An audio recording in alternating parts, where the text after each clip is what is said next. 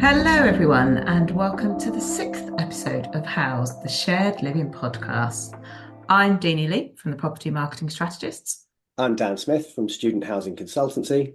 And I'm Sarah Canning from the Property Marketing Strategists. Right, guys, we're on episode 6. I think all's going well. I think we're enjoying being our podcast hosts and seeing what's going on in Sarah's mind throughout the week. But what have we been up to the last week or so?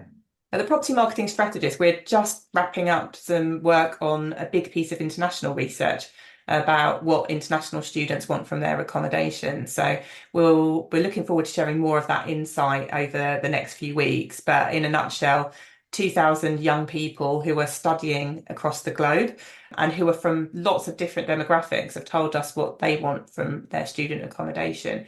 And it's not a surprise, but it's also good to reaffirm our assumptions, which is that different demographics want different things from their home, and they're actually quite nuanced. So that partnership between where you're living, where you're studying, where you're from, where your university is really, really key. So I won't give away any too many spoilers, but that's taking up quite a lot of our time with the analysis and writing up and making it into a beautiful report for you. And it has been fascinating to go through some of that data and just really understand what different segments are saying. And as we always say, segmentation and understanding your customer is really key. So I think we're very excited to share that out with everyone soon. What's taken up most of my time this week is man flu. You may be able to hear, but yeah, so I've been at death's door. Deanie, Sarah, you have no idea quite how bad man flu is, obviously. Obviously not, no. But yeah, so yeah, that's knocked out a couple of my days this week. But the rest of it's been quite a lot of client work, a few interesting feasibility studies for new buildings. Luckily, not in locations that I wouldn't build them. So yeah, there's quite a few good potential projects out there at the moment. Seeing quite a few opportunities for both co-living and student accommodation, and some of them are starting to become a little bit more blended with the planning permission. You know, there's a lot of applications that are starting to go in with joint planning permission in terms of young professionals and students. I've had that before at Nido in Southampton, but it's becoming more and more an opportunity for investors and developers to be a bit more defensive about the asset and be able to convert it as and when they see fit. So yeah, really interesting propositions coming across the desk at the moment, which is great. It's been a really, really busy start to the year, I think. I think we've been commenting on the calls that we've been having, and like it feels like January started with a bang and hasn't really stopped. But it's interesting to hear that actually you're kind of seeing that increase in planning permissions, and we see where the year takes us. I think one thing that's interesting about what you just said, Dan, is we often talk about sustainability as in kind of the things that you can add to a building to make it more sustainable. But actually, planning for the future in a building is actually really, really sustainable. So that's really, really positive that people are looking at kind of blended living, co-living, and different ways, because then it doesn't rely on one risky segment of the market. If a building can be used in the future to house different types of people in different ways. So is that part of the purpose, do you think, that people are looking into that way of living? Yeah, I do think it's a defensive strategy to stop them having stranded assets a little bit further down the line, because you know, there's no point having a co-living building and a student accommodation building next to each other where they're both 60% full. And I do think there's a real opportunity, certainly in markets that are more mature, to you know, really bring about more young professionals, graduates, and students kind of living side by side with each other. You know, I've seen that can work if it's carefully managed. And I think there's quite a few developers out there that are hoping that is the kind of thing that will work. Some of these projects that I'm looking at are refurbs. Some are developments from the ground up. So it's just really interesting to see that it's not just trying to sort of retrofit your planning permission around, you know, what the sort of current state of the market is now. It's also the new buildings starting to look at, okay, what's it going to look like in 10 years? So it feels a little bit, you know, there's always a sort of core of students that are, you know, heading to university, either domestics or internationals. Feels a little bit more volatile this year than it has in a while, certainly post-COVID. So it's just interesting to see that developers are starting to think along those lines already. No, that's great. A good roundup of what we've all been up to. So this week we wanted to have a bit of chat about LinkedIn as a marketing channel, I think we're very open, Sarah and I, that we've built our business on LinkedIn. It's been great for us. It's not come easy. We've worked very hard to kind of build up our network, build up our content strategy, build up our LinkedIn. But what's our views? I think, Dina, you just probably hit the nail on the head by talking about a content strategy. And that's, from us, I guess what it comes down to. People comment all the time about that they've seen something that we've seen on, that they've read on LinkedIn. And we have lots of people come up to us at events who know us through LinkedIn. We don't know them personally, but they know us because of our profile, and we've been quite open and honest about our business, and we create content that complements that. But we spend as a team, not just me and Deanie, but we spend hours and hours and hours creating content, and it has to be valuable. We don't just wake up one morning and decide to pop something on LinkedIn. We're constantly researching, we're listening, we're reading, we're sharing valuable content. We have no idea what the algorithm is doing, and we don't quite care, quite frankly. If we haven't got anything to post, we won't post it. Whether that means that we only post twice a week, or actually we've got loads to say and we'll post 10 times a week. We will do that if we've got something valuable to share. And that's, I guess, what we've built our content strategy around, is things that we actually think people want to read and kind of consume. It's not really about us. It's not that I don't have a strategy around my content. Far from it. It's reasonably well curated. But what I took the approach that I wanted to see more transparency in the industry. I wanted people to be sharing best practice rather than guarding it. And I wanted to be calling out the bullshit and really holding people to account, if I'm being completely honest, by any of my posts on LinkedIn. And so I took that approach for the last 4 years, realistically, but primarily since I've founded Student Housing Consultancy. And it's really worked because, yeah, people do come up to you, and it sounds a bit sort of Ron Burgundy, but I get a lot of people coming up and saying, really love what you're doing on LinkedIn. Please keep doing it, because it's all the things that we can't say because we're affiliated to an operator or, a marketplace or a whatever, or an investor.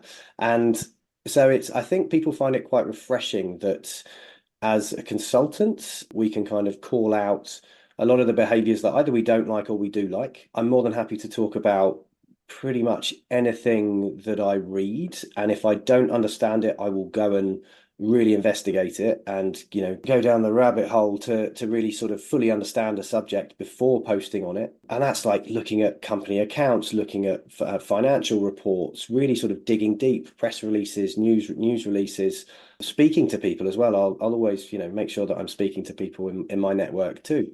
And that really helps. And it's built me a community of almost 17,000 people who are sort of following what I'm doing on LinkedIn. And it does allow me to champion certain people that I think are doing really well within the industry as well, whether it's brands, companies, or people.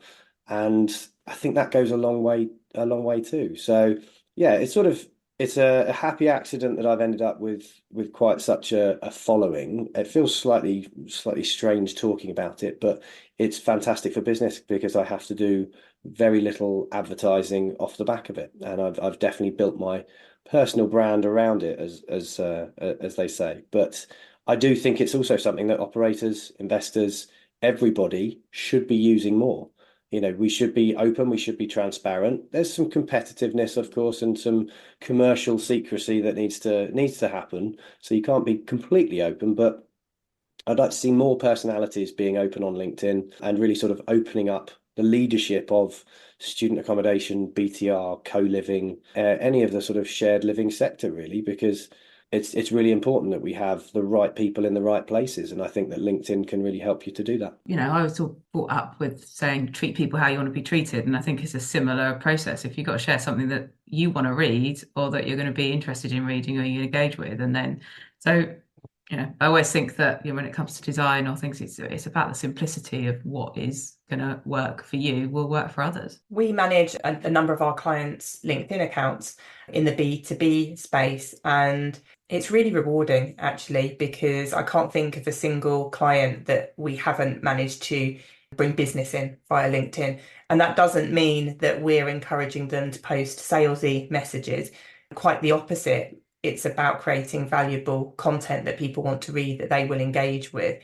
and then they want to keep listening, and then they want to do business with those people because it's an extension of you, it's an extension of your brand, and it's a really, really important part of marketing. You know, we're massive champions of it, but like we said, it takes time and effort and resource, and we're quite open and upfront about that. And the same goes with our clients. If they want to create a brilliant LinkedIn strategy, then we can work with them on that, but it does take time, effort, and consistency as well. Yeah, you're right though. It's not about posting every single day just for the sake of posting. And I don't pay much attention to the algorithms. Yes, I know what, which hashtags to use and when.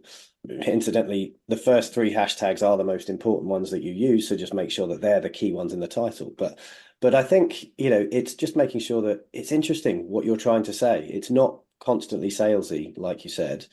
There's a bit of transparency, there's some openness from leadership in particular, but also at all levels of the business. So the more that we can see of that, the better. And for me, the topics that work really well is anything to do with data. When the latest data release comes out, I'm all over it, and I will trawl through that data to find the anomalies or to find some of the key trends that are going to be interesting to marketplaces or operators, investors, etc., BTR, student accommodation or co-living, and that really that gets huge engagement. I had one post get sort of 60,000 impressions last year, and that was around the student visas with dependents being canned by the government. And yeah, that got a huge number of impressions.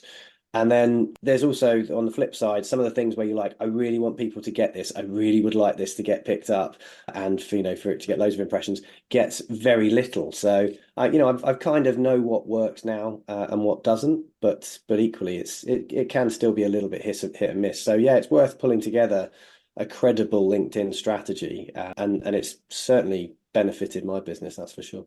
And I think it's always worth reminding yourself that because we immerse ourselves in our data all the time, and sometimes we think, oh, people know this, but obviously we know it because we're looking at it all the time, and we Mm. have to remind ourselves that actually it's good to share that because, people don't know it. Yeah, I think data is king and always will be, Yeah. and I love it and can get lost in it for hours on end. I'm sure we'll come back to that topic again, but I think let's move on to our next one about why are HMOs or houses of multiple occupancy continually so popular, and what can the PBSA sector learn? I hosted a panel on this at the Property Week Student Accommodation Conference at the end of 2023. And I was really glad that HMOs were on the agenda. And through the research and through the planning of the panel, I learned a huge amount. And I think quite often in the PBSA sector, they can think that everything they're doing is right, and that the buildings are full and the students are flocking. But actually, we know, and the data shows that there is a huge proportion of students who are choosing to live in HMOs. And we really hate it when the data says that there's so many students that aren't living in student accommodation. Like, well, actually, they're living in HMOs, and then that they're not considered in the numbers. So really, we started thinking about why, what is it? And I think we can't deny that there is a pull, particularly for domestic students, towards HMOs. And what is it that an HMO has over a PBSA building that continually pulls domestic students in? And I think through the research that we've done as well, particularly on layouts, I do think that's one of the key things really, is that an HMO feels like a family home. It feels like something quite familiar that a lot of people will have been brought up in. And even if they've been brought up in apartments and flats, that configuration will generally be a much more communal living. There will be a living kitchen diner space, and bedrooms will quite often be off that space.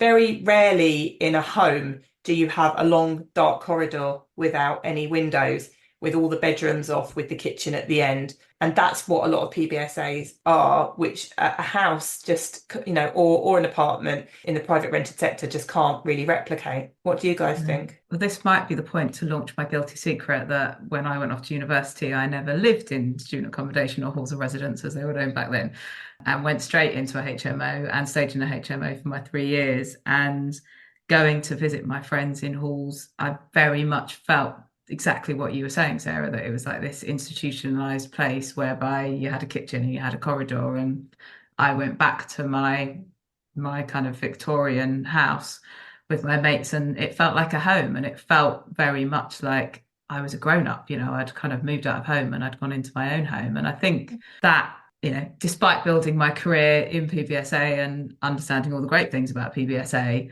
that sense of independence that you get about having your own home and having your own front room and being able to run that house together as your university family is quite compelling, really. And I think we've probably made some inroads into it in PBSA, but I think there's still a way to go to kind of really give that sense of this is your place, this is your home to kind of go and create for you and be independent and be your first step to adulthood. I think when I went to uni all those years ago at Loughborough, it was very much first year you would go into halls. They were the heady days of undergraduate guarantees for domestic and international students.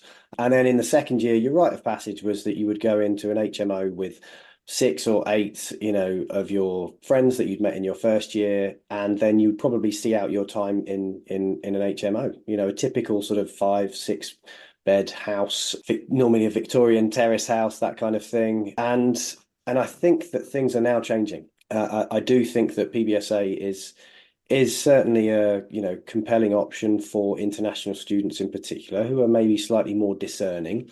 And I do think that the domestic students are still quite focused on HMO. The issue that we've got is that the data's absolute crap from the universities or any of the bodies, trade bodies, government bodies. There's very little data on exactly where students live. But I did see Mark Corver from Data HE. He's well worth following on LinkedIn, actually, focusing on where students are living. He's taken the HESA data, and effectively I think it was about 35% of students will live in an HMO, and sort of less than 10% live in university halls, and then about 8% or so in PBSA. That's from 2021 because HESA is ridiculously out of date as ever. But I think that shows just how important the HMO market is. And PBSA, I would class myself as a PBSA person rather than an HMO person, but I'm having to learn a lot more about HMO, partly because some of my clients now have HMOs, or there's more institutional investment that's looking to actually get into HMOs as well. I think there's a real opportunity there to heavily invest in portfolios that I think would perform very well. But the issue is that with HMOs, of course, there's a lot going against them at the moment in terms of the Renters Reform Bill and the energy legislation. There's the new EPC legislation. So it's not actually going to be that easy to be an HMO landlord. I think the other thing that we see quite often with this kind of HMO PBSA split really is groups.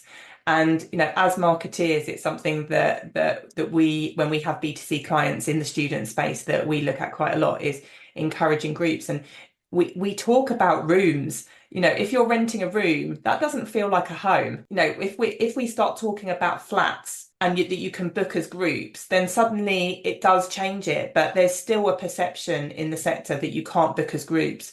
And part of the reason behind that is the booking systems don't allow it very easily or at all. So when people come to book, if they can book as a group, they have to usually just send an email or put a note on their booking form, oh, I would like to live with so-and-so. So they can, but it doesn't feel like it's like the first option. So therefore, until that happens, it doesn't feel like the natural place that you would go with your group of friends. PBSA feels very much like the place that you go when you don't know anyone else, or you want to live in a studio flat by yourself, or you've arrived in the country and you just don't know that group yet to live in. It's something that we try very hard with our clients. I worked very hard with it when I was marketing director at Student Roost, who again really tried really hard to reframe what a student home is. It's not just a room, but I think generally as the market goes, an HMO still feels like that place of family living, like Deanie said, with your university family. Yeah, I think the interesting thing as well is that the gap is closing between HMO and PBSA in terms of the things that are provided. You'll never get the amenities unless you're in a really good sort of location near a gym or whatever it might be. But in terms of the bills and the all-inclusive, and the likes of uni homes have done a hell of a lot to bring HMO sort of into the current year to ultimately make sure that students don't have the hassle of splitting bills all the time, or setting up their own bills, then having to cancel them or whatever. They'll take that headache away. And I think that, I've seen a few other bill splitting services. But yeah, uni homes are the ones that seem to have really pushed that forward, working with letting agents to really offer all-inclusive prices. And that is a real game changer for students, because it's taking the hassle out of HMO. I guess also where we've talked before about kind of the increase of blended living opportunities and how we can open up more space through that blended living becomes an opportunity to create different kind of spaces and products that feel more like home. So I think, that there's a lot of great things going on in HMO, and there's a lot of great things we can do in PBSA to kind of bridge that gap, but both have a marketplace and a place to be in the sector, and both part of the solution in getting more students into homes so they can complete their university studies. I think that will always be the case. There's a bit of an oversimplification would be to say that PBSA should be there and is being enabled by certain councils to then allow students to live in PBSA where, they are completely looked after, and bring the HMO stock back into the general market. Now, I think that's too simplistic. It's not just the case that if you build a load of PBSA, all of your HMO stock will come flooding back to the private market. There will still be good student landlords out there. I think it's professionalising student landlords. And I do feel that there's an opportunity there to really improve the standards. There's certain bodies that, are already certifying some of these HMO landlords, etc. But there's definitely an opportunity there to really improve what HMO looks like. But like I said, the Renters Reform Bill and the EPC legislation, that's probably going to drive I suppose the sort of mom and pop landlords, or the certainly the rogue landlords, out of business, because they aren't going to want the shorter term tenancies, or they're going to have to drive the prices. So again, this year is going to be super interesting for HMO, depending on what happens with the Renters Reform Bill, and also the sort of amount of PBSA that's getting built as well. So yeah, it's going to be an interesting time in the HMO market as well. And probably a good place to stop and move on to our next topic, which I think, Dan, you've been chatting a bit about, was the Amber student fundraise and kind of what impacts that might have on marketplaces and Amber. It's massive. 21 million dollars they've raised. Now, Amazing. Amber, they're the second biggest marketplace globally. They'll book around sort of 35 odd thousand beds in the UK, which is absolutely huge. So they are, one of the bigger players. Only U Homes are bigger than they are. Sort of, I think they're probably doing 55,000 U Homes, but they're bringing students purely into the UK. Amber have a bit more of a split of domestic and international students. But they've raised $21 million. And the interesting thing about it is that they've raised it from a place of strength, because they're profitable. They always have been.